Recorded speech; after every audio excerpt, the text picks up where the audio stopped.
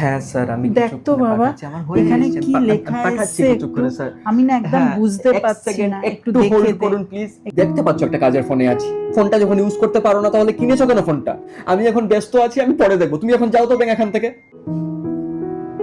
না না, হ্যাঁ হ্যাঁ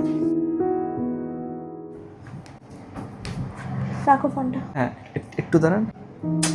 তো উনি তোমার মা হয়, তোমার কিন্তু ওনাকে সম্মান দেওয়া উচিত। হ্যাঁ মানছি আমি ওনার পেছনে লাগি, অনেক কিছু করি মজায় মজায়, বাট কোনো কিছুই কিন্তু সিরিয়াস নয়। কথায় আছে না, দাঁত থাকতে দাঁতের মর্যাদা দেয় না মানুষ। এই ব্যবহারটা মোটেই তুমি ঠিক করোনি। এক্ষুনি চলো, এক্ষুনি সরি বলবে। আর কি দেখতে চাইছিল ফোনে এক্ষুনি দেখিয়ে দেবে। আসো আসো আসো আসো।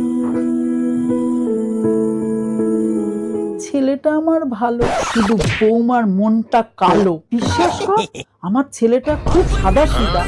ওই ঢেমনি মেয়ে ছেলেটা আমার ছেলেটাকে নষ্ট করে দিল।